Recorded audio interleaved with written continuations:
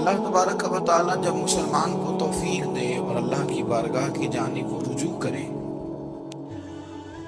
تو پھر اس کا رویہ یہ ہونا چاہیے کہ اس کی توجہ ہو اللہ کی جانب. ہمارے ہاں تسبیحات پڑھ لی جاتی ہیں اگر کبھی موقع ملے، لیکن وہ خاص انہماک، وہ خاص شوق، وہ خاص ذوق اللہ تبارک و تعالیٰ کی عبادت کا. ایک ہوتا ہے نماز پڑھنا، ایک ہوتا ہے اہتمام کے ساتھ نماز پڑھنا، یعنی ذرا وقت پہ اٹھنا، ذرا صحیح کر کے وضو کرنا، ذرا شوق سے مصلی بچھانا. ایک ہوتا ہے تسبیح پڑھ لینا، اور ایک ہوتا ہے ذرا تھوڑا سا نا شوق کے ساتھ اللہ کو یاد کرنا. آپ کبھی جو میں نے آیت کریمہ پڑھی اس کی آپ شان نزول دیکھیں. نبی کریم صلی اللہ تعالی علیہ وسلم کے نا کچھ صحابہ اللہ کی محبت کے شوق میں حضور کی بارگاہ میں حاضر ہوئے. انہوں نے آ کے عرض پتہ کیا کیا؟ عرض کرنے لگے یا رسول اللہ صلی اللہ تعالی علیہ وسلم سالوں بیت گئے ہیں سجدے کرتے ہوئے، حضور سالوں بیت گئے ہیں تسبیح پڑھتے ہوئے، سالوں بیت گئے کہتے ہوئے کہ سبحان اللہ وہ پاک ہے، ہمیں سالوں بیت گئے یہ کہتے ہوئے کہ اللہ اکبر وہی سب سے بڑا ہے، سالوں بیت گئے کہتے ہوئے کہ الحمدللہ ساری تعریفیں اللہ کے لیے، سالوں بیت گئے اس کی تسبیح کرتے، تحلیل کرتے، تکبیر کہتے. حضور اب نہ ہمارا اپنے رب سے ملنے کو جی جاتا ہے، کبھی اے حقیقت منتظر نظر آنا لباس مجاز، لاکھوں سجدے تڑپ رہے ہیں میری جبین نیاز میں. اور اقبال کہنے لگے کہ تیرے عشق کی انتہا چاہتا ہوں، تو میری سادگی دیکھ کیا چاہتا ہوں، میرا ذرا سا تو دل ہے مگر شوق اتنا، میں وہی لن ترانی سنا چاہتا ہوں. میرا بھی دل کرتا ہے کہ اللہ میں تجھے کہوں میں تجھے دیکھنا چاہتا ہوں جس طرح حضرت موسیٰ کلیم علیہ السلام نے کہا تھا، اور تو مجھے کہے کہ لن ترانی تو نہیں دیکھ سکتا، ذرا سا تو دل ہے مگر شوق اتنا، میں بھی وہی لن ترانی سنا چاہتا ہوں. پھر کہنے لگے بھری بزم میں راز کی بات کہہ دی، بڑا بے ادب ہوں سزا چاہتا ہوں. دیکھو سب لوگوں کے بیچ ہی میں نے یہ کہہ دیا. میرے عزیز صحابہ نا شوق میں کتنے سارے لوگ ہیں، آپ کتنی ماشاءاللہ بڑی تعداد میں آپ ہیں. ہم بھی کبھی اس شوق میں گئے ہیں کہ ہمارے رب کو دیکھنے کو دل جاتا ہے، ہمارا جی چاہے وہ کبھی ہمیں ملے.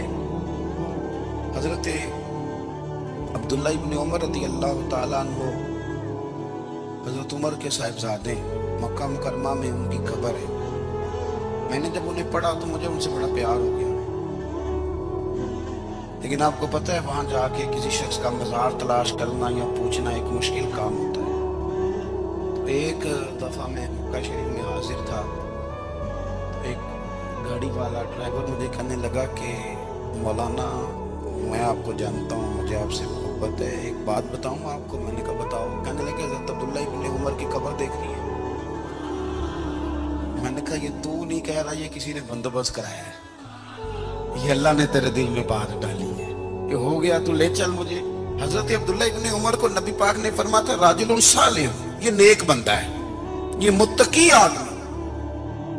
حضرت عبداللہ ابن عمر رضی اللہ تعالیٰ عنہ سیدنا فاروق اعظم رضی اللہ تعالیٰ عنہ کے صاحبزادے ہیں، اور ان کی ہمشیرہ سیدہ حفصہ رضی اللہ تعالیٰ عنہ حضور کی زوجہ محترمہ. ایک دن اپنی ہمشیرہ سے کہنے لگے کہ نبی کریم صلی اللہ تعالیٰ علیہ وسلم گھر میں آئے نا، اور اگر حضور غم امت میں پریشان نہ ہوں، طبیعت کو حشاش بشاش دیکھو تو ذرا پوچھنا تو صحیح حضور کا میرے بارے میں کیا خیال، پوچھنا تو صحیح کہ کریم کی بارگاہ میں میرا کیا مقام ہے، میرے بارے میں حضور کیا فرماتے ہیں. اب بہن کو کام بتائے اور بتائے بھی بھائی، اور پھر بہن وہ کام نہ کرے، یہ تاریخ میں ہوتا نہیں. حضرت عمر فاروق رضی اللہ تعالیٰ عنہ کی صاحبزادی ام المومنین رضی اللہ تعالیٰ عنہ فرماتی ہیں کہ میں تو بس منتظر تھی. انہوں نے تو کہا تھا نا کہ اگر تم حشاش بشاش دیکھو تو بات کرنا، لیکن حضور تشریف لائے، میری باری تھی، میرے گھر تشریف لائے، کھانا پیش کیا تو فوراً میں نے عرض کی حضور ایک بات پوچھنی تھی. حضور نے فرمایا پوچھئے۔ میں نے عرض کی حضور میرے بھائی عبداللہ ابن عمر کے بارے میں آپ کا کیا خیال ہے؟ نوجوانوں میری بات پہ غور کرنا، میرے بھائی کے بارے میں آپ کا کیا خیال ہے؟ نبی کریم صلی اللہ تعالیٰ علیہ وآلہ وسلم نے میری طرف دیکھا اور پھر حضور زیر لب تھوڑا مسکرائے، اور بریلی کے امام کہتے ہیں کہ حضور مسکرا دیتے تھے نا تو جو بڑا دکھی ہوتا تھا وہ بھی ہنس پڑتا تھا۔ اب سوال پیدا ہوتا تھا کہ پھر تو اس مسکراہٹ کے لیے انتظار کرنا پڑتا ہوگا کئی مہینے کے حضور مسکرائیں تو رونے والے ہنسیں، تو اعلیٰ حضرت فرماتے نہیں، انتظار نہیں کرنا پڑتا، یہ مسکراتے رہنا تو حضور کی عادت ہے۔ جس کی تفکیر سے روتے ہوئے ہنس پڑے اس تبسم کی عادت پہ لاکھوں سلام۔ یعنی یہ تو عادت ہے حضور کی مسکراتے رہنا، اس کے لیے انتظار نہیں کرنا پڑتا۔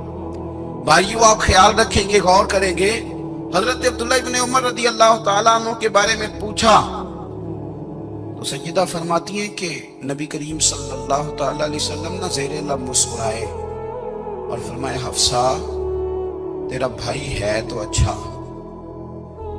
لیکن میں نے سنا ہے کہ عشاء کی نماز پڑھتا ہے تو فجر تک سویا ہی رہتا ہے۔ او نوجوانوں، 10 بجے تک سونے کی بات نہیں ہوئی، 9 بجے تک سونے کی بات نہیں ہوئی، 11 بجے اٹھنے کی بات نہیں۔ حضور فرمانے لگے میں نے سنا ہے کہ عشاء کی نماز پڑھ کے سو جاتا ہے اور فجر تک سویا ہی رہتا ہے، اسے چاہیے کہ تہجد کے وقت اٹھا کرے، اللہ کی بارگاہ میں حاضر ہوا کرے، آہوزاری کرے، سجدے کرے، عبادت کرے۔ اٹھتا ہے اور فجر میں جا کے اٹھتا ہے۔ حضرت جناب حفصہ رضی اللہ تعالیٰ عنہ کہتی ہے میں نے جناب عبداللہ ابن عمر کو پیغام دیا اور میں نے کہا میرے جوان بھائی سن، نبی پاک نے فرمایا ہے تو اچھا پر تہجد میں نہیں اٹھتا، نفل نہیں پڑھتا۔ او میری ملت کے جوانوں، مزہ نہیں آ جاتا جب ساری دنیا سوئی ہو، ساری دنیا، اور بستر بھی گرم ہو اور نیند بھی پورا غلبہ کر رہی ہو، اور اچانک گھنٹی بجے دماغ میں، آنکھ کھلے، گھڑی پہ نظر پڑے، 3:30 4 بجے کا پیغام گھڑی بتائے، اور کوئی چڑھتی جوانی والا اٹھ کے وضو کرے، اور جب وہ مصلی کھول کے بچھائے تو مدینے والے محبوب کہتے ہیں کہ ہر نماز پہ رب ثواب دیتا ہے، اور جو اٹھ کے تہجد کی نماز پڑھے اسے دیکھ کے تو رب مسکراتا ہے، جو اس کی شان کے لائق ہے، جو اس کی شان کے لائق، وہ مسکراتا ہے، خوش ہوتا ہے کہ میرا بندہ تہجد میں اٹھ گیا، وہ مسکراتا ہے۔ کاش ہماری صبح کبھی اپنے مالک کے نام